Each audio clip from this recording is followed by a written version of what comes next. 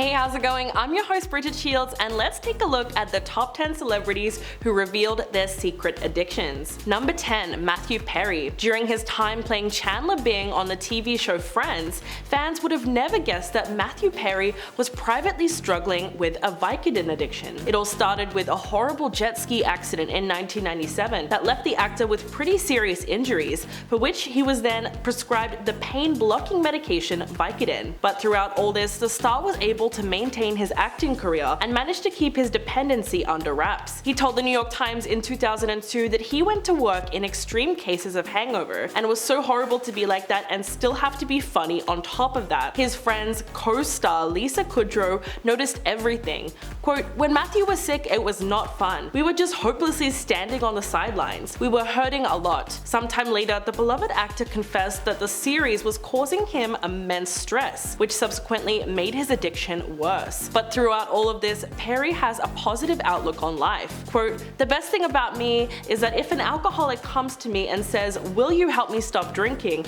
I will say, 'Yes, I know how to do that.'" So it's amazing that he's now able to help others who are in the same situation. Number 9, Machine Gun Kelly. In a candid conversation with Dave Franco for Interview magazine, the 32-year-old singer revealed that he was dealing with a secret dependency on illicit substances while writing and recording music. He said that he believed that this is how you attained a certain level or unlocked something in your brain. Quote, "Adderall was a huge thing for me for a long time, and I went from orally taking it to then it, and then it became something where I was scared to ever go into a studio if I didn't have something." Kelly went on to say that he wouldn't even step out unless there was a medicine man who was going to visit him and give him what he needed. Quote, "And that's where it becomes a problem. You're telling yourself you can't do this without that, when really it's in you the whole time. If that pill did that for you, then everyone who's taken that would just be making albums and writing songs. And so that limited me." The singer explained that the most challenging part of recovery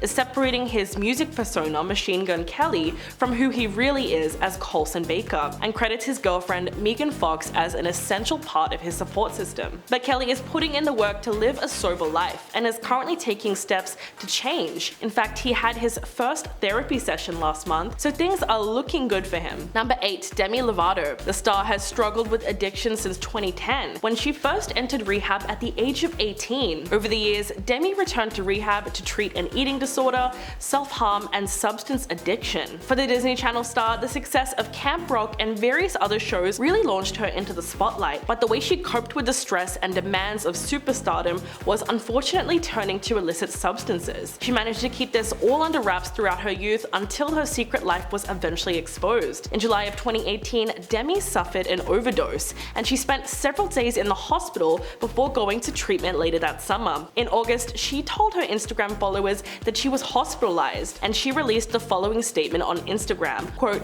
"What I've learned is that this illness is not something that disappears or fades with time. It's something I must continue to overcome and have not done yet." Since then, her journey through the ups and downs of sobriety has helped many people, and she has since been able to speak openly about her addictions. Number 7, Ben Affleck. The actor has long been vocal about his sobriety throughout his career, starting with his openness about his family history and rehab stays. But it wasn't always this way. In fact, for many years, he was battling his addiction to alcohol in secret. In 2012, he confessed to Barbara Walters that his father was an alcoholic and said that he drank all day, every day, explaining that the legacy of that is quite powerful and hard to shake. After starring in Good Will Hunting, Affleck took a serious look at his binge drinking. Quote, "I just wanted to stop. I started regretting some things I did when I was drunk. It's funny to be obnoxious or out of control. I have almost no inhibitions, so it's dangerous for me." But it wasn't until 2001 that the actor actually sought treatment for his alcoholism. He has since been to rehab multiple times and has been in recovery ever since. Things have been going well for the actor recently, but recovery can be an uphill battle, and Affleck suffered another setback in October 2019, 2 months after celebrating 1 year of sobriety, when he was photographed leaving a Halloween party intoxicated. But in January last year, he revealed on the podcast Awards Chatter that he feels very good good despite having slips here and there. Number 6. Jamie Lee Curtis. It was 1998 and the iconic Scream Queen was cooking dinner for her and her 2 children in her LA home. And doing what she usually did, Jamie reached into her pants pocket and scooped up 5 Vicodin and swallowed them all at once with a swig of wine. But she didn't realize that a friend who was staying at the house was watching her from a doorway and she was caught red-handed. Quote, "The jig was up. Now I knew someone knew. I had been nursing a secret Vicodin addiction for a very long time, over 10 years. Jamie had been hooked on the substance after routine plastic surgery to remove the puffiness around her eyes. She said that the surgery itself wasn't painful, but they gave her Vicodin to aid recovery, and from there on she was hooked. Not only that, but the addiction ran in her family, and her brother Nicholas sadly passed away from substance use disorder at the age of 21 in 1994. Last year, Jamie opened up to Hello magazine about her struggle. Quote, "My recovery is the single greatest accomplishment that I will ever get to do in this human life. I have been clean and sober for 22 years. The actress is now an advocate for policies to reduce opioid misuse. Number 5. Dax Shephard. The actor, podcast host, and husband of Christian Bale has famously talked about his recovery process. In his podcast, The Armchair Expert, Dax said that he was proud to have been sober from alcohol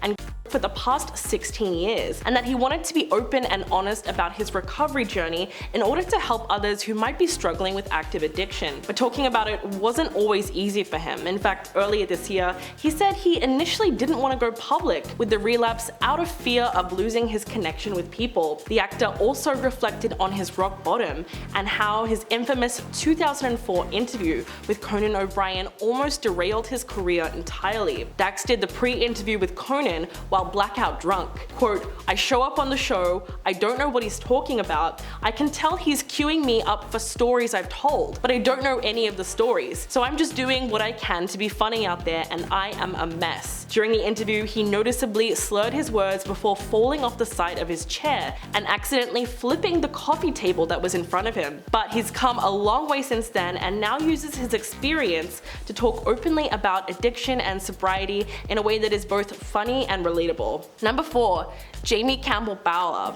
The 33-year-old British actor began his ascent to fame in Sweeney Todd, the demon barber of Fleet Street in 2007 alongside Johnny Depp. He was then cast in Twilight New Moon as the ancient leader Caius and starred as a young Gellert Grindelwald in Harry Potter and the Deathly Hallows Part 1 the following year. Today, Jamie is best known for playing the villain Vecna in Series 4 of Stranger Things, but has since revealed that he has been suffering from substance addiction in his early years. The actor posted a 2-part tweet telling fans about his problems with substance misuse and his time in hospital receiving mental health treatment. Quote, 12 and a half years ago, I was in active addiction, hurting myself and those around me who I love the most. It got so bad that eventually I ended up in hospital for mental health. But he went on to assure fans that he is now 7.5 years clean and sober. He admitted that he had made many mistakes in his life, but each day is a chance to start again, atone for mistakes, and grow. He ended the tweet with an inspiring message by saying that he is so grateful to be sober and that all of us are works in progress. Number 3. Bradley Cooper. In a new episode of the Smartless podcast, hosted by Will Arnett, Jason Bateman, and Sean Hayes, Bradley Cooper opened up about the addiction struggles that haunted his 20s and how a friend jump-started his journey to recovery. The Oscar-nominated actor said that when he moved to LA for his role in Alias, he felt like he was back in high school, which ruined his self-esteem. Quote, I couldn't get into any clubs, no girls wanted to look at me, I was totally depressed.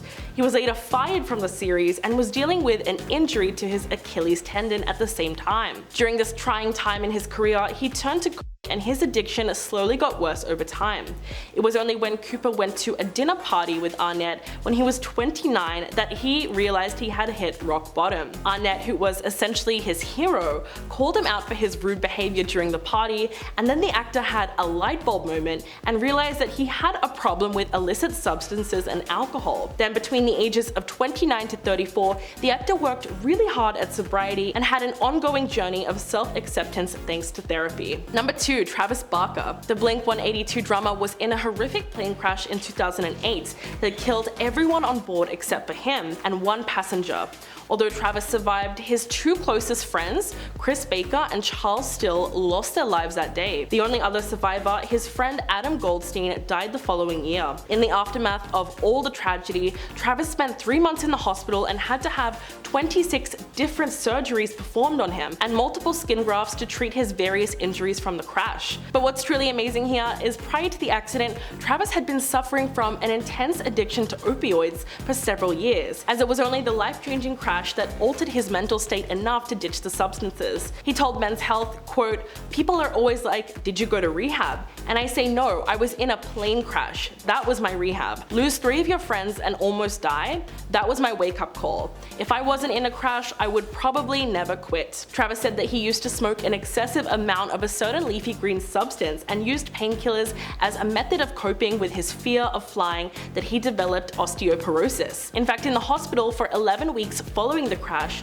Travis frequently regained consciousness during surgeries because his opioid tolerance was so high. And coming in at number 1, Robert Downey Jr. The actor is now one of the most notable and inspiring cases for sobriety. Robert Downey Jr. has had a phenomenal Hollywood comeback story and is now one of the most bankable and highly paid actors in show business, starring in blockbuster comic book films like Iron Man and in the Avengers, but the actor spent most of his early career under the influence, leading to high-profile arrests and a string of rehab visits. His addiction started during childhood and was allegedly encouraged by his father, Robert Downey Sr., who also had a substance use disorder and allowed his son to try a leafy green substance at only 6 years old. According to a 1996 People article, the illicit substances actually facilitated an emotional bond between the two, and so for years, addiction was incredibly difficult for Downey Jr. to break away from. It was only when his wife, Susan Downey, revealed in 2003 that she gave her husband an ultimatum